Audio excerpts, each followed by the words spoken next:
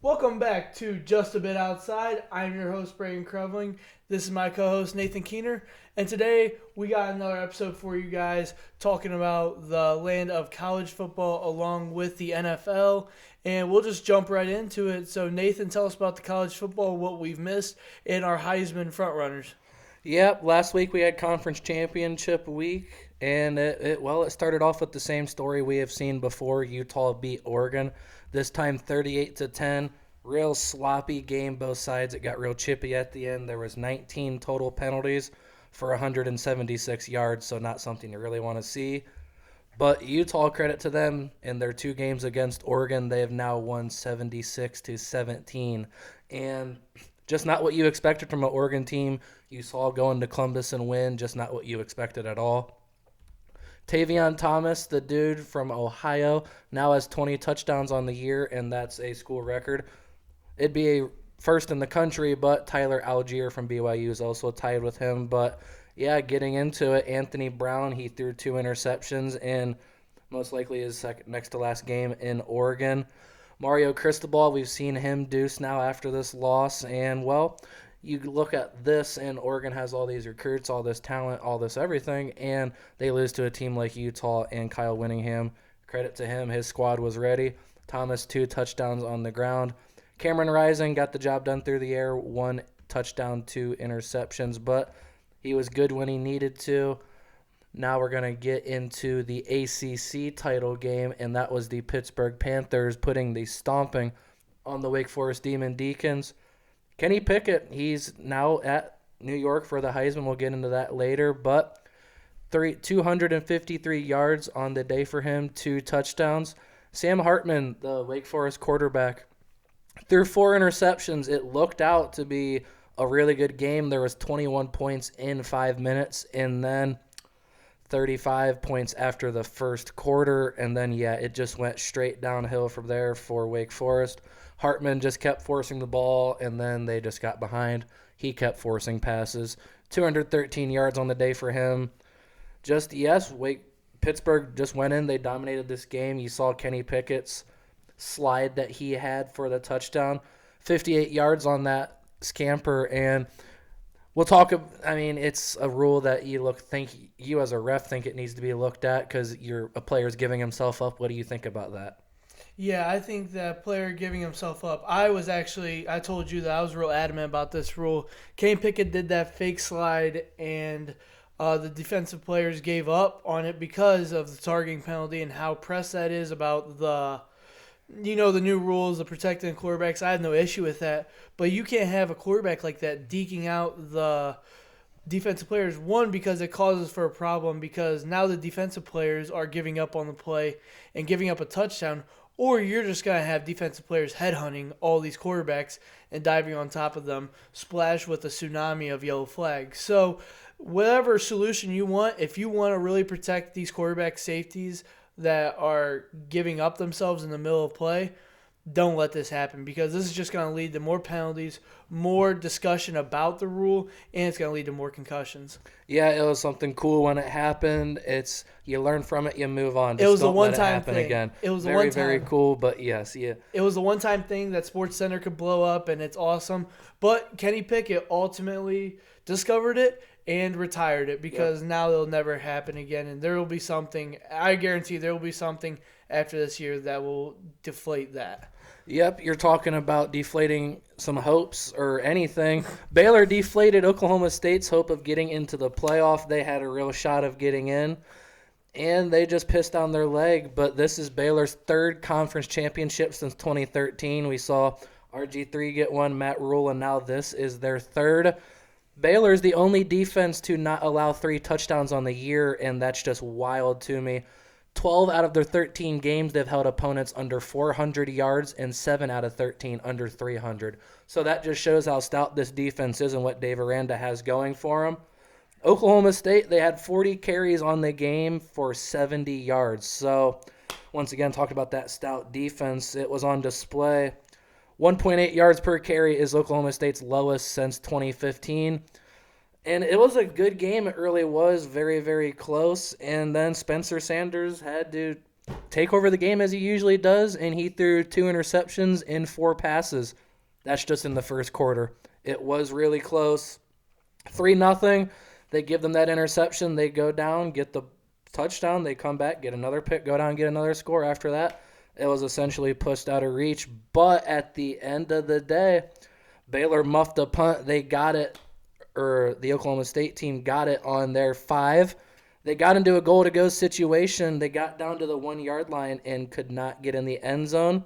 They kicked a field goal there to bring it to the 5-point lead. And they had the ball. They were going and fighting. They drove 88 yards with 3 minutes and 14 seconds left. And they got stopped at the 1. There was 2 straight rushes from their running back, who is a backup. Let's not forget that. Abraham Smith went out with the injury. So you put in the backup, and he's simply just – he's not as good. I'm sorry, not Abraham Smith, but Jalen Warren for Oklahoma State. Abraham Smith, though, on the day had 63 rushing yards. But Jalen Warren was out. Desmond Jackson was the one that was in. Not many snaps on the year. 2 straight rushes. They got stopped. They went for a pass. Sanders incompleted it. They went back to a sweep on the outside. Got stopped right at the pylon. One of the best pylon cams I've ever seen. Just right there, you see the whole play happen. We saw that play unfold. We saw that play unfold live, and we were almost stunned by it. You were that close. When he got the edge, I thought he was going to get there, but credit to Baylor. The veteran cornerback got out there and made the tackle. I forget his name now, but he's a fifth-year senior that's played a lot of games. He got out there and made the tackle. Credit to him. Baylor now is going to be the Big 12 champion. Credit to them. Credit to the Michigan Wolverines as well. We talked about them beating Ohio State. Could they continue that momentum? They definitely did that for sure as they beat the Iowa Hawkeyes 42-3. Just a complete ass whooping. Like, it was close. Blake Corum had a 67-yard touchdown run with 6 minutes and 30 seconds left. They got the ball a minute and 10 seconds later and had a halfback pass for 75 yards. 14-0 after that, and essentially Iowa just could not get anything going the rest of the way. 6 of 19s on third down for them and 1 of 3 in the red zone.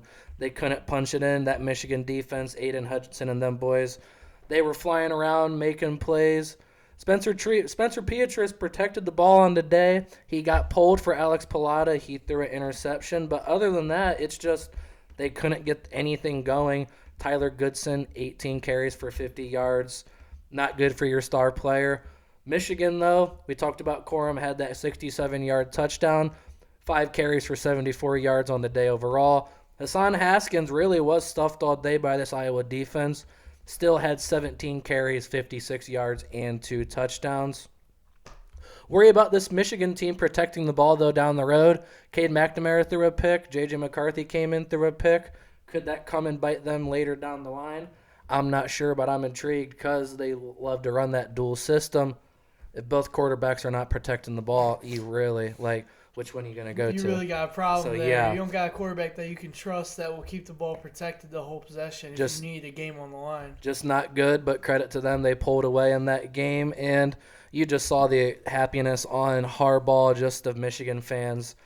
I'm not an Ohio State fan, so I just see an enjoyment in that as a sports fan, just getting over that hump. Credit to them, they have. You see so many sports teams that fall under the hump, whether it is injuries or a certain opponent or just in life you can never get to that step. And to see people achieve that step and get past the one thing that has been stopping them from getting to their ultimate goal, it's happy to see people succeed like that, and I'm happy for Harbaugh. Started the year unranked. They got this far, and can they get further? We'll talk about that later. But they'll be facing the Georgia team that was handed their first loss of the year by, of course, Alabama. Nick Saban, he really does own his disciples. There's only one that's beat him, and that's Jimbo, and that just happened this year. It's just so hard, and credit to Nick Saban. He replaced 8 out of the top 34 picks in last year's draft. So that talent is just rich clearly every year, and they just keep replacing guys. It's just the next man up mentality, and that's the program they've built. It's really fascinating. But this 41-24 score was the same exact score as last year. Georgia just can't get any closer on this team. Believe it or not, Alabama has only been an underdog 3 times in the last 13 seasons, and they've won all 3 of those by 17-plus points. So when they are underdogs, they don't like it, and they put the ass whooping down. You should know by now, them boys down there, they're different. They had 0 turnovers, 0 sacks, and 1 3-and-out against this Georgia defense that really was this great defense that was being compared to all-time great Miami Hurricanes defenses, then Brian Bosworth Oklahoma defenses. Like, this was up there, and Bryce Young, he just came out and he torched them all day long. Jamison Williams was the big, deep play threat. 7 receptions, 184 yards, and 2 touchdowns. With that performance and what he might do in the college football playoff, he might be on his way to a Biletnikoff Award. But Bryce Young, 26 of 44. He did have some struggles. Georgia did knock some balls down, just some incompletions, because, once again, they still are a good defense. Still 421 yards and 3 touchdowns on the day. Also had 3 carries for 40 yards and 1 touchdown. We have not seen him run a lot this year. It seems like it has been to protect him. Now that they are this far, it seems like they might unleash him a bit, which that's just scary for any team playing him. James Cook for the Georgia offense, 11 carries, 38 yards. Zamir White, 7 carries, 27. Stetson Bennett, he tried his hardest to walk on the day, had 340 yards, 3 touchdowns, but he threw 2 costly interceptions in that second half. You're 3 of 12 on third down, you're 2 of 4 on fourth down, and you're 3 of 5 in the red zone. This Alabama defense is supposedly down this year, and that Georgia offense still can't get any points on them. It's just fascinating that it seems like Kirby Smart can't get over the hump. We've seen Harbaugh do it for Ohio State. When is it going to be Kirby's time? Because it seems like every year always got the squad, and then they play, and they're simply just overmatched. Could be the championship game this year. I mean, that's the earliest it could be. Yep. But we're talking about Bryce Young. Going to go into the Heisman conversation now, and essentially, if you look at the odds, he is minus 3,000 now. What is the next guy in line? Plus 3,000. Plus so 2,000. Yeah, like plus, it is. Hutchison's plus 2,000. Then Stroud and Pickett are tied for plus 3,000. So unless Love goes out something wild happens and loses and throws about 4 picks, it's his to lose. Credit to him. We talked about the last show. It was served up on a silver platter for him. If you want the Heisman, you got the top defense, the biggest stage, biggest conference with the chance to go to the playoffs. He stepped up and he did. Just looking at his stats on the year, he has 4,332 passing yards, a 68% completion rate, 43 touchdowns, and 4 interceptions. We talked about him not really being the rushing threat. He still does have 3 touchdowns on the ground now. And just seeing why he's the favorite, nothing against Stroud, Pickett, or Aiden Hutchinson. They're all qualified. Some other guys I feel like should have made it, but when you look at C.J. Stroud, you looked at Bryce Young, he has 5,000 more passing yards than him. He has, 3,862 on the year for Stroud, 71% completion percentage, 38 touchdowns, and 5 interceptions. Stroud, not a rushing threat at all if you look at his rushing stats. 31 carries, minus 30 yards, 0 touchdowns on the year. Kenny Pickett, he's right there with Young in the passing category with 4,319. So only 20 behind there. 67% completion rating, 42 touchdowns, and 7 interceptions. Very similar numbers. He is more of the rushing threat, 98 carries, 233, and 5 tuds. These are all good quarterbacks, but I'm not sure how you can not put Matt Corral there. I've been an advocate for his all year, and simply put, Ole Miss is a rushing team. They get a shit ton of passing yards because they run so many plays. If you look at them, they run 70 plays a game. So clearly they get a lot more snaps in, but Corral has 3,955 total yards on the year. So that's more than Stroud right there with those guys. Not that far behind them, only 300. He's got 11 touchdowns on the ground, 597 yards there. 20 touchdowns through the air and only 4 interceptions. And those are only his only turnovers on the year. He does not have a single fumble. He's kept a top 10 team in that SEC race with really no talent around him. They don't have the recruits in there. I just don't see how he doesn't get any consideration. And the same with Aiden Hutchinson, he got in. Credit to him from Michigan. 58 tackles on the year, 13.5 sacks, which it's wild. 8 of them came against Ohio State, Penn State, Michigan State, and Iowa. He stepped up in big-time games, so clearly he's a very talented player. 15.5 tackles for loss and 10 quarterback hurries. But you look at Will Anderson, he's got 91 tackles compared to those 58. 15.5 sacks compared to those 13.5. 31.5 tackles for loss compared to 15.5. And 9 quarterback hurries. So he's right there. I just don't see how the number one team in America doesn't get their best defender in the Heisman conversation. Like, if anyone's going to get it, I feel like it should have been Anderson from the defensive side.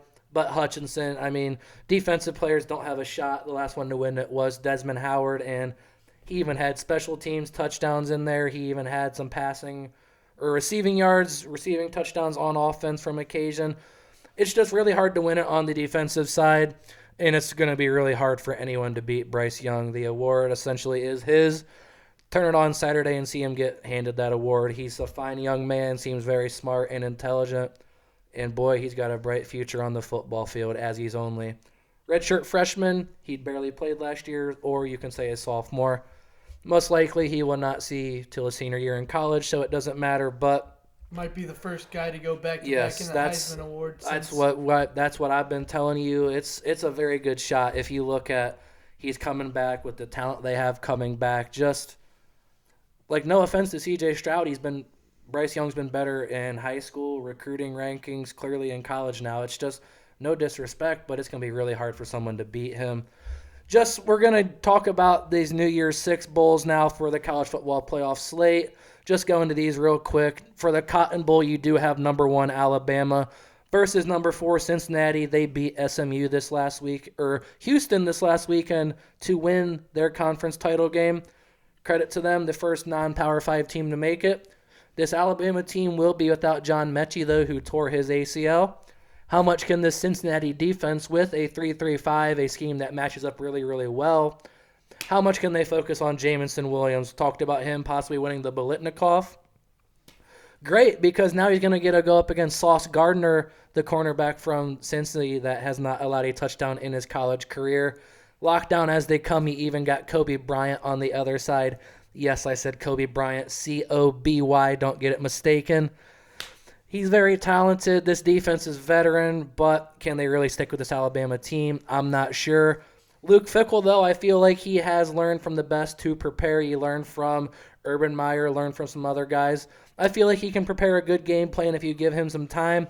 Curious to see what happens. The Orange Bowl, we have number 2 Michigan versus number 3 Georgia. Just expect an old-school bully ball game. You got the running back duos and the trio from Georgia.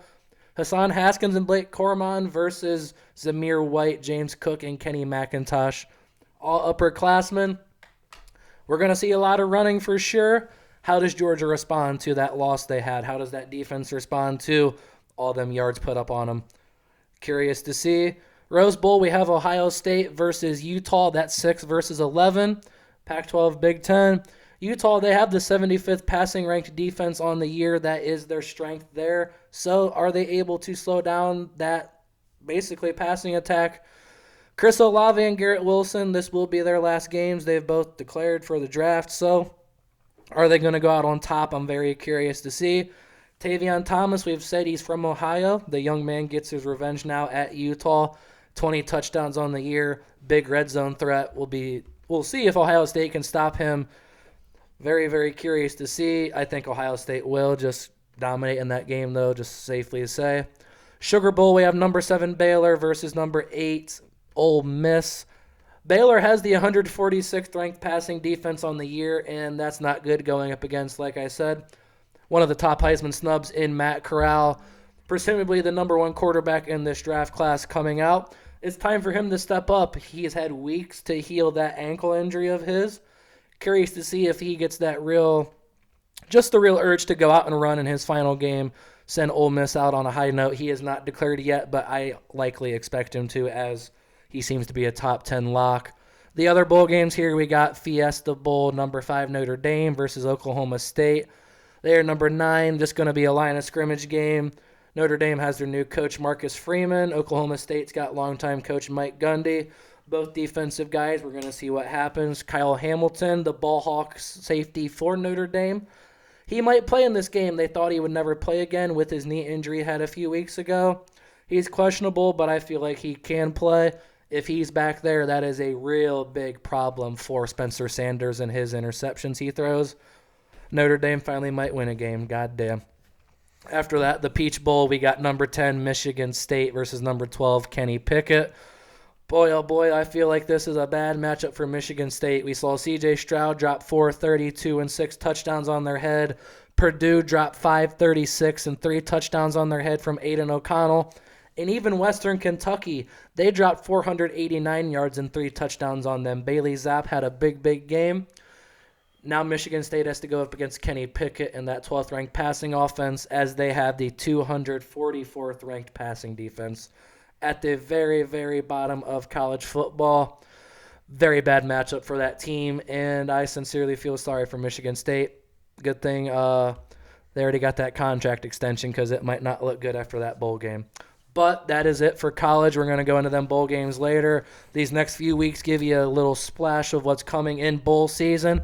But it's NFL time. Get into Week 13 and what happened. Yeah, we had a lot of Week 13 shocker games, as I would say, because they weren't really – some of them were good, some of them were bad, but some outcomes of it were different. An outcome that we did not expect was the Detroit Lions snapped their winless streak and are now 1-10-1 with a victory over the Minnesota Vikings. They won 29-27. Keener, just talk to me about that game. We've talked all year that this Detroit team keeps fighting. They keep fighting. They're in every game. And, of course, they have to beat my fucking Vikings. Credit, Dalvin Cook didn't play, but, I mean, come on. It's this Lions team. Come on, damn, it's the Vikings. They didn't even have DeAndre Swift in this game. Credit to Jared Goff. He had 296 passing yards, 3 touchdowns, and 1 interception. He seemed to do pretty good on the game. Kirk Cousins, 340 passing yards, 2 touchdowns. They were moving the ball up and down the field all day, both sides. And it just seemed they kept kicking field goals and field goals, like Minnesota, 6 points in the first half. 9 there in the third quarter, all on field goals. And then it seemed to be a problem for them, and ultimately kicking came back to bite them in the ass. The Lions squeaked this game out. They won one at home for their fans, and credit to Detroit, man, because we've seen in the past when they had Stafford and they went winless and they were showing up with paper bags and shit. Like, truly embarrassed to go. Lions fans should not be embarrassed of this team no matter what their record is. They fight. They're prideful. They care about that city. Bad. They're bad, and they still try to win. Like, yes, these just not the talent. Like, Jared Goff is not he's not a top-level quarterback. He's not even top 25 in my opinion. DeAndre Swift has been there, very talented, but now you have Jamal Williams, kind of iffy in Green Bay till that last year. He got out, but after that he's throwing to Amon-Ra St. Brown, the rookie from USC, Josh Reynolds, TJ Hawkinson. Like, credit, I love Hawk, but dude, like, come on. Justin Jefferson on the other side, it's time to talk about him.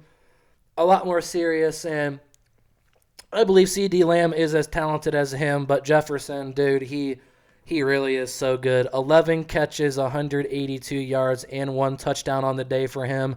But it's this stat I find from Pro Football Focus that's so fascinating to me. In single coverage this year, he has 38 catches, 738 yards, and he's number 1 in both of those, and Pro Football Focus is number 1 graded receiver. You can't put this guy in single coverage, and when Thielen's there, he did go out last week with an injury. When Thielen's there, you simply can't double because Thielen's just going to eat you alive, and especially when Dalvin's underneath, you kind of got to leave some guys out there on an island with him, and they simply can't cover him. The Lions, though, they found a way to win this game. Credit to them.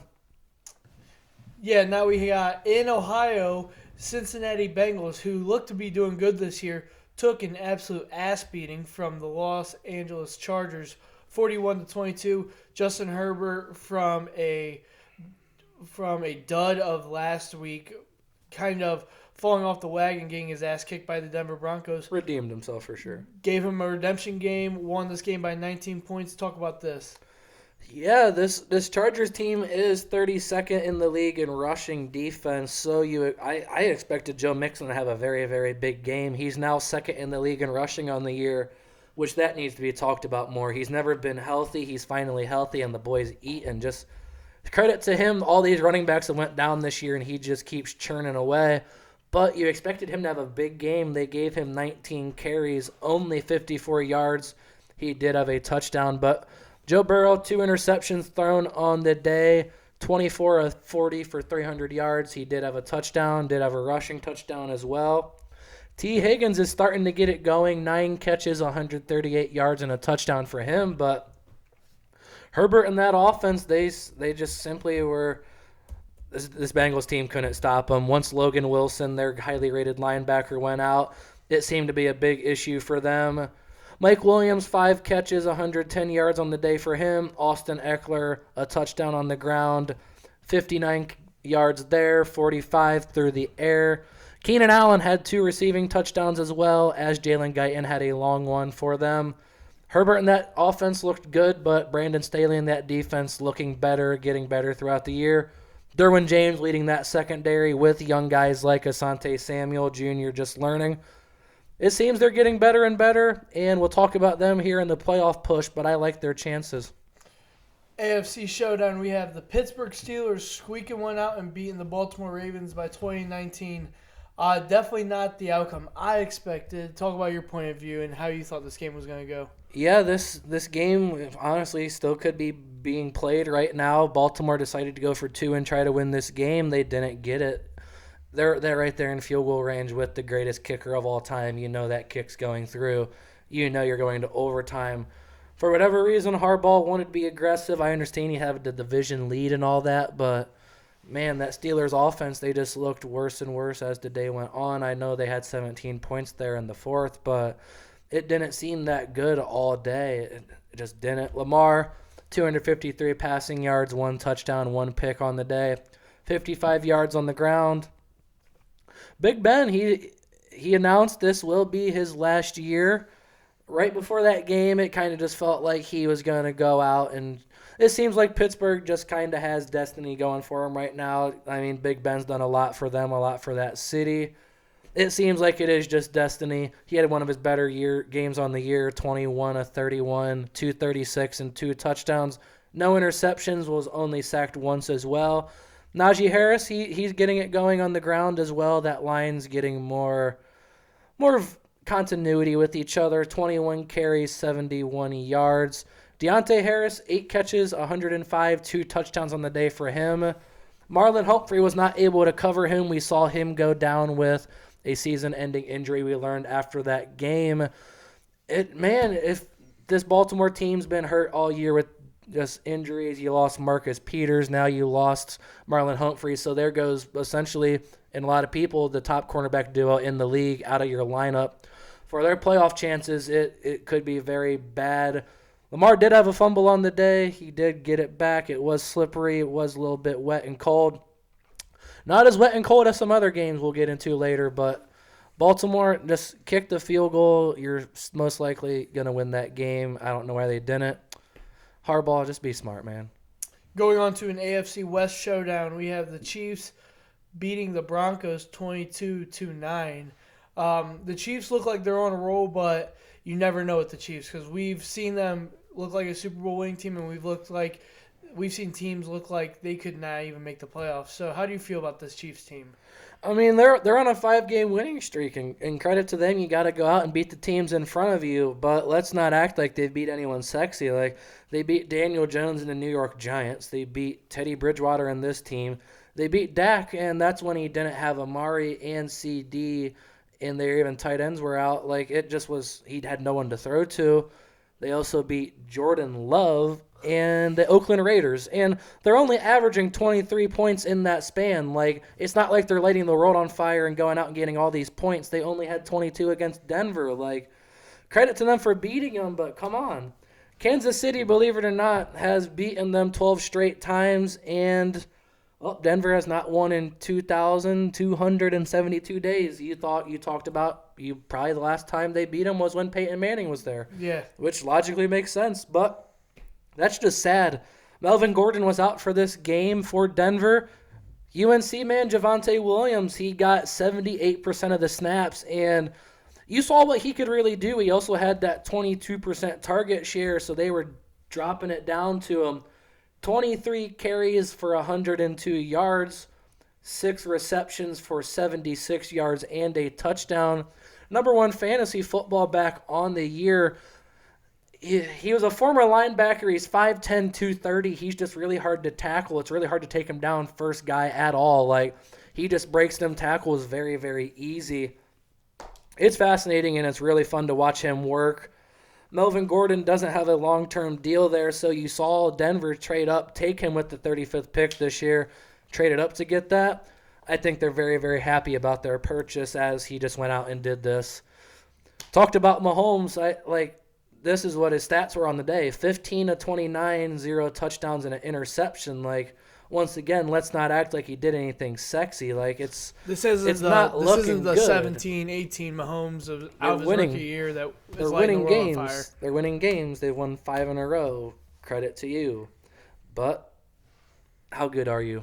And how good are you in the playoffs is the question. I know how good you were. How good are you going to be this year? I'm not sure. Credit to them. They've now taken that division lead over the Chargers. They'll be fighting until the end. But, yeah, just they're not impressing me at all. Don't be fooled by them, guys. And we go to our last game we'll talk about is probably one of the worst weather games I have ever seen in my life. We have the Patriots beating the Bills by 14-10, and it seemed like due to that weather, everything was on the ground. Punts were going everywhere, and the Patriots, for the first time since 1964, and it's only happened 3 times in NFL history, did they pass the ball 3 times in the game. So what is your overall view about this game? They're also the first team since 1978 to rush on 90% of their plays and still win.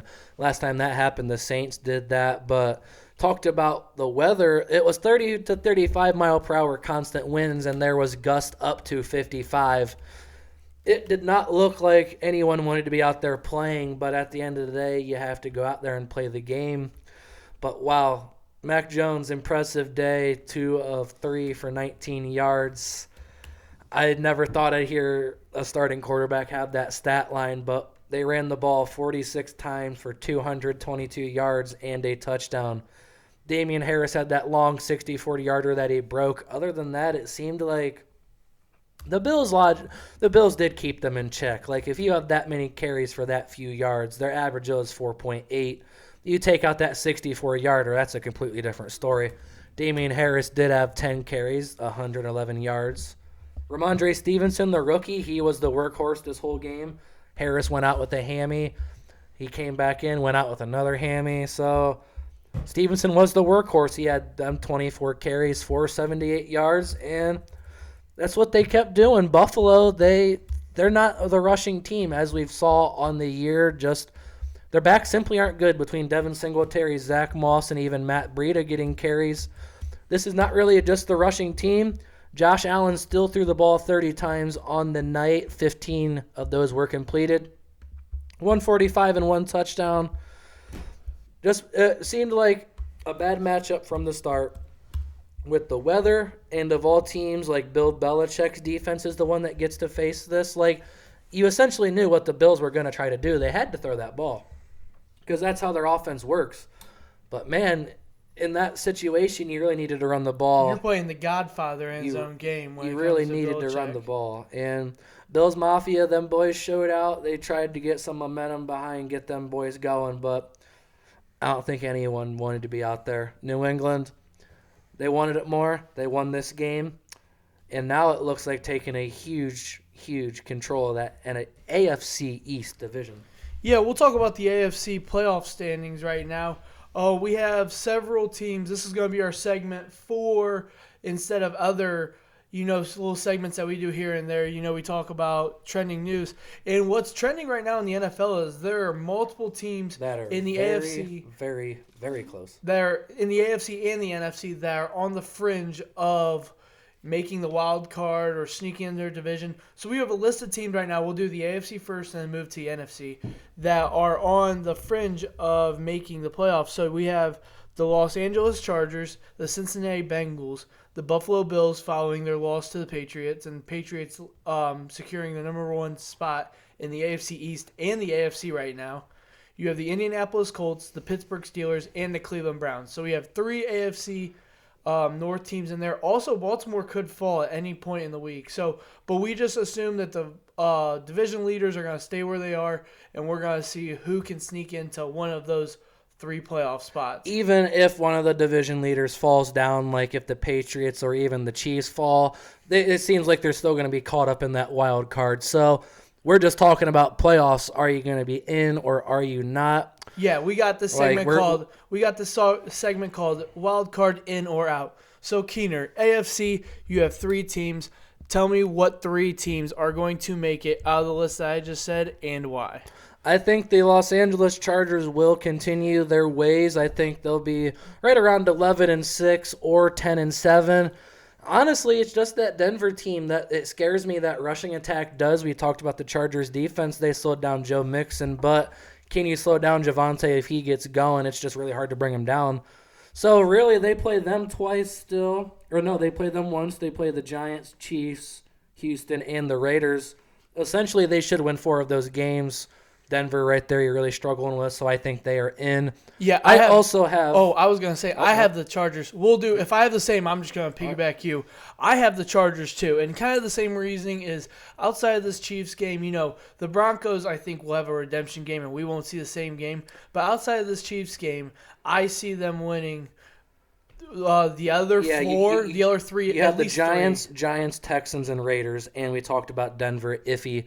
4 possibly, 3 for sure. Yeah. So I am on the wagon with you that the Chargers are for sure making the playoffs. I also think the Buffalo Bills are going to sneak in there. Listen, I know I've said all year I'm really behind this team. You don't know what's showing up. Their passing attack is all they essentially have. So on some days it can be cold. On some days Stephon Diggs just simply doesn't look like the Stephon Diggs we saw last year.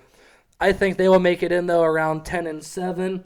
You got the Buccaneers this week, which is a very tough game, but after that, this is a cupcake walk to the end. You got Carolina.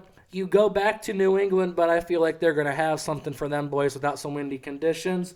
Atlanta and the New York Jets. 3 of those, once again, for sure wins. The Buccaneers, I do think they will lose this week. I think they got something for Belichick. If not, though, they'll still be hovering around. What do you think? I'm the same boat as you. I do have the Bills making the playoffs.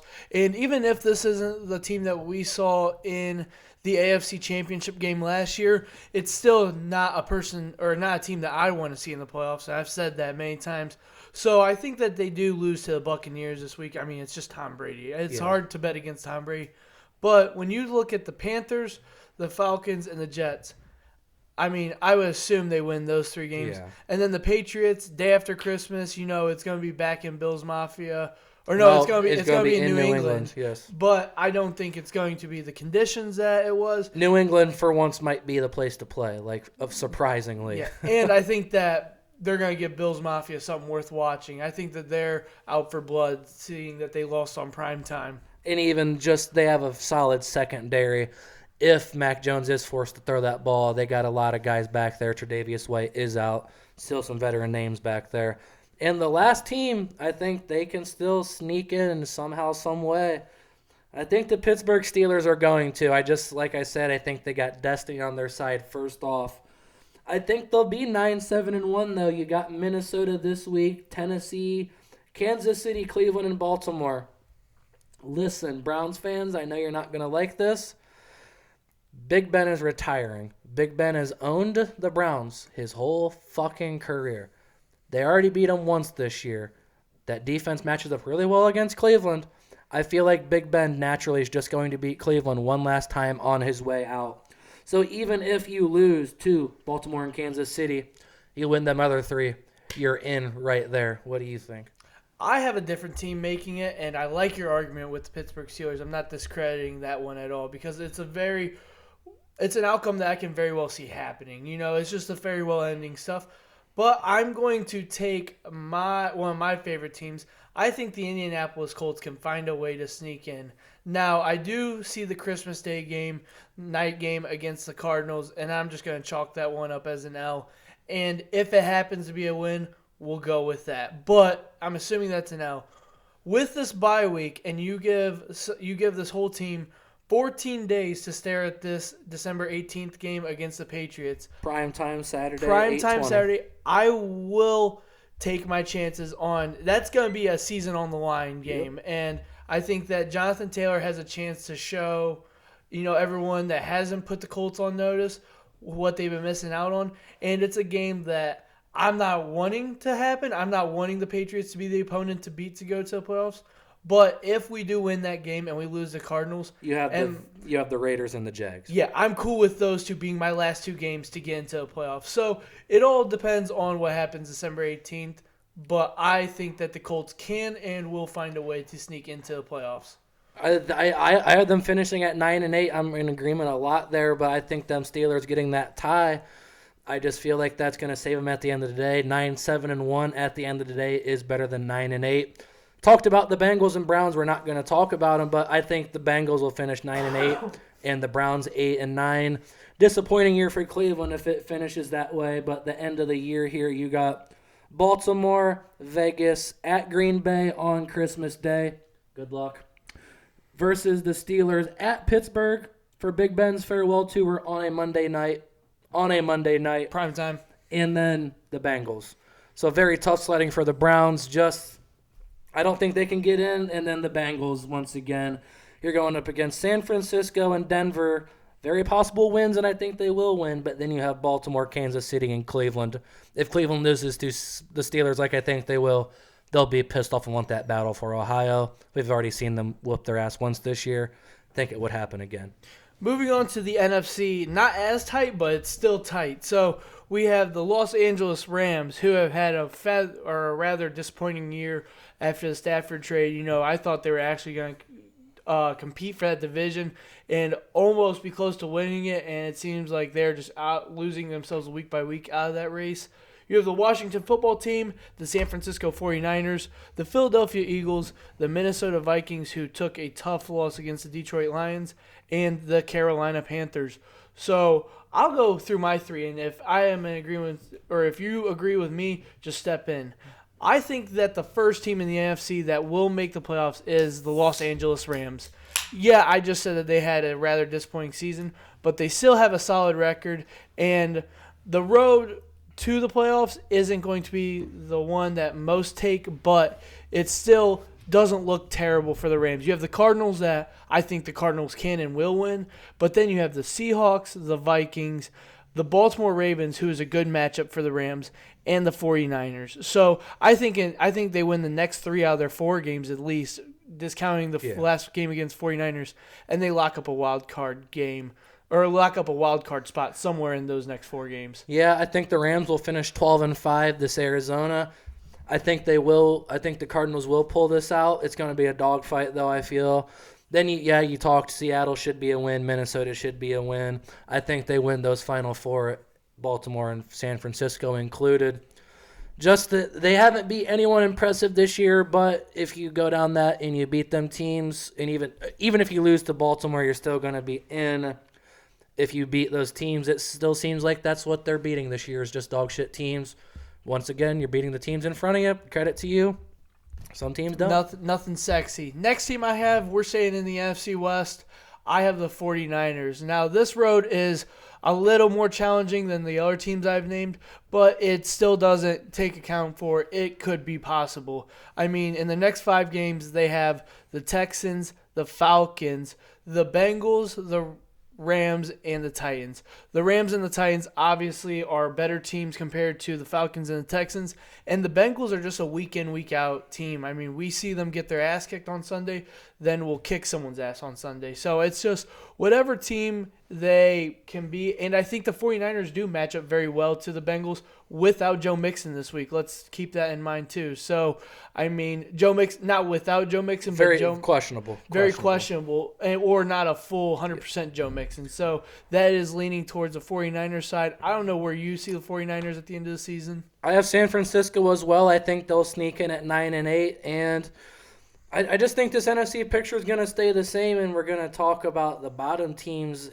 The bottom teams are just teams that are going to be beat. We've talked about this Vikings team. It seems like we just keep chalking that one up as an L. Same with like the Panthers. We seem to chalk that one up as an L. Those are two teams on this list that I feel like just because they're losing, the other teams aren't going to lose ground. They're just going to stay there. I feel like no one's really going to fall down. They're all just going to stay in that ladder. So I think they're going to stay in, even if you win or lose against this Bengals team. 2 for sure wins against Atlanta and Houston. No one's going to take your spot on this list. Even if you do lose against a good team, and like everyone just else does. Thinking out like way far in advance, if the Cardinals most likely are going to clinch up that division, the Rams are going to have nothing to play for other than a wild card spot. You're going to have nothing to play for. That last week, I can see them Rams very easily resting their guys. They rest them in preseason. They're very, very careful about them guys. I could see that one being a win if it gets to that point. Could be in San Francisco's favor. It's a good force. It's a good site. Like we said, because I think they'll finish 12-5. The other two teams I have are going to be 9-8. You got 3 games on the wild card teams. You don't need to be fighting for that last game. And this team that I'm going to talk about right now, I ideally think that we have the same team, but I'm just going to say it. I think the Washington football team sneaks in.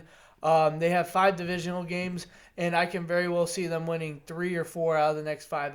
They play the Cowboys twice, they play the Eagles twice, and the Giants. I think that they sweep the Eagles, and I think they can beat the Giants. So you're winning 3 out of your last 5. And we have seen the Cowboys play up to Super Bowl potential, but we have also seen the Cowboys play down to their opponents. So when you talk about these Christmas and Christmas after day games, anything can essentially happen, especially when people's seasons are on the line, people's jobs are on the line. We're talking about starting quarterbacks, starting head coaches. These last 5 games are games that loses jobs. And you just described that perfectly. Jalen Hurts could be playing for his job, and Joe Judge could be playing for his coaching Daniel job. Jones could be playing for his job. Yeah, Taylor Heineke is playing for his job essentially every week. Yeah, I think they'll finish out 9-8 as well.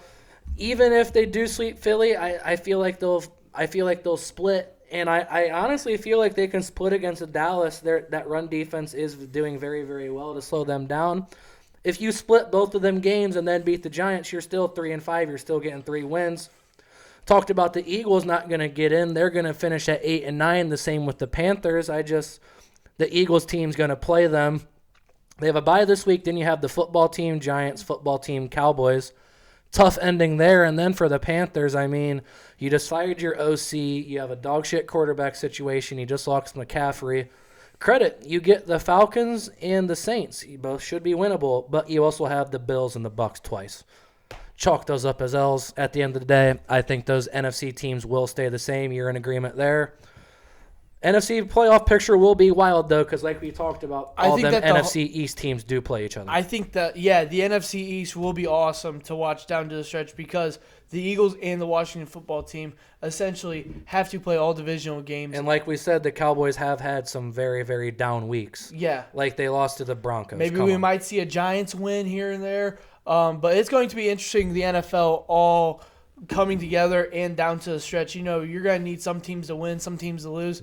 Thankfully, our favorite teams are in the first in their division, but talking from my standpoint, I don't know if I'm so confident in it. But we will move on to the Week 14 winners, or Week 14 pick'em that we do every week. I don't even know our game standings right now, but do you have it right in front of you, or do you? I'm 4 behind this week. 4 behind, so you gained 1 on me this week. But we will move on to our Week 14 pick'em.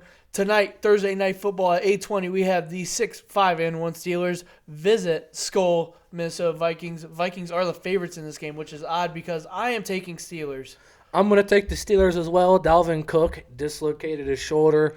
It seems like the doctors gave him the clear to play tonight, but it still seems like a game-time decision. Even if he does play, Steelers' run defense is very stout with Schobert and then boys at linebacker, TJ Watt as well. I think the Steelers can win this one even in Minnesota. Moving on to Sunday, we're just going to go through these games. We have the Cowboys visit the Washington football team. I will take the Cowboys. Cowboys as well. I think these guys had the potential to split, but this Dallas team, Cooper seems to not be on a limited snap count. They seem to be gelling on defense better and better. Trevon Diggs, we'll see what he can do this week. Can he get another pick? Very, very curious. I think it's funny because we have a lot of divisional matchups looking forward. And it's funny because we talk about, we always talk about the Steelers, Bengals, Browns, Ravens. We say, we can see these matchups splitting, but when they're side by side, we're like, okay, this team is obviously better. Cowboys and Washington football team are that situation where you talk about two matchups, we can see Washington winning one, but side by side, the Cowboys look like the better team. Moving on, we have the 2-10 Jaguars visit the 8-4 Titans. I'll take the Titans in this one. I'm going to take the Titans as well. Julio, he has his IR window activated. He's going to start getting practicing here. Seems like for that playoff run, A.J. Brown will be back soon as well. Listen, it's the Jags. Don't overthink it. We have the 4-8 Seahawks visit the 2-10 Texans. I'm not going to overthink it. I'll take the Seahawks. Nope. We talked about don't overthink the Jags. Don't overthink the Texans. Tyrod seems to be out, so Davis Mills is back in. They were getting some traction and seemed like they were just looking good with Tyrod. He's now out of the lineup. I would assume DK would not be a shell of himself this week against that D. They just got rid of Zach Cunningham very weirdly. Just weird things going on there. I don't think they're going to pull it out. The 6-6 Derek Carr-led Raiders. I love Carr, man, but they're visiting the 8-4 Kansas City Chiefs at Arrowhead. No doubt about it. Give me the Chiefs. I got the Chiefs. Waller very questionable to be back, but it seems like all signs are pointing for that. Kenyon Drake, he broke his ankle last week. He is done for the year. Just some other matchups there. Very curious to see how Tyreek Hill does against this defense. Listen, this was the team that had the future Tyreek Hill, who's now in a prison cell. Curious to see what Tyreek does to that defense. 5-7 Saints visit the 3-9 Jets. I just noticed the Jets have won more games now than they did last year. I'll still take the Saints. I think this one will be very close, and I was on the fence with watching the fact Taysom Hill threw 4 picks in a game, that's just a problem. Very, very close. I think the Saints can pull this out. It seems Kamara will be back. I would like to think he's going to get it going here down the stretch. Interesting matchup we have. We have an NFC South 5-7 showdown. The Falcons visit the Panthers. I'll take the Falcons in this one. I've been riding on them, and I mean it's the Falcons. We've talked about how they're not as bad as we thought they were going to be, but they're still bad. I'm taking the Panthers in this one. We talked about McCaffrey being out, but McCaffrey's been out sometime this year. Chuba Hubbard has done good replacing him. Amir Abdullah has done even better as the backup running back. They fired Joe Brady very, very weirdly during their bye week. Right on Sunday, it was very weird. But you would think that they would have a plan going forward. Whether who's starting at quarterback, that's to be determined because one simply just sucks. Curious to see what DJ Moore does against AJ Terrell. Very exciting matchup there at wide receiver and corner. AFC North showdown that could shake up a couple team seasons, win or lose. We have the 8-4 Ravens visit the 6-6 Cleveland Browns. So this could essentially make or break the Browns season. If they lose, you really can count them out of the playoffs. So they really need to win this game. I'm not going to go against them. I'll take the Ravens. I'm going to take Cleveland in this one. Last week, for Cleveland, they had the Ravens by Ravens. The Ravens have had the Browns. Apparently, that when the Browns were running 3 personnel, the Steelers weren't running any nickels or anything out there. They were just running their standard defense. That's just disrespectful. Apparently, Cleveland seems to have a game plan this week passing. With Marlin out, with that secondary just being in shambles, I'm curious to see who steps up. I think Cleveland is capable of some big plays in the pass this week. Chubb, he needs to get going on the ground. Simple as that. Same with Hunt. I got the Browns, though. 4-8 Giants visit the 7-5 Los Angeles Chargers. I'll take Herbert in the Chargers. Yep, Daniel Jones, I'm not sure. Oh, no, no, no, no, no. This Jake is the Fromm. game. Jake Yes, Fromm. Jake Fromm is the one starting in this game. So, yeah, don't overthink it. It's his first start. I mean, you all saw him at Georgia. He's nothing special. He's a good young man, I'm sure. But quarterback-wise, nothing good. This Chargers team seems to be getting their footing at the right time. I think they can get a win. I'll take the 1-10, or no. Talking about the 1-10-1 Lions, they visit Mile High 6-6 Broncos. I'll take the Broncos. I got the Broncos as well. Surprised you don't want to take them. It seems like every week you don't pick them, they win. Listen, it's going to be a shit show, but Yeah, at it's the end not of the gonna day, be good. I think Denver can do some things and win this ball game. We got the 6-6 49ers visit the 7-5 inconsistent, to say the least, Cincinnati Bengals.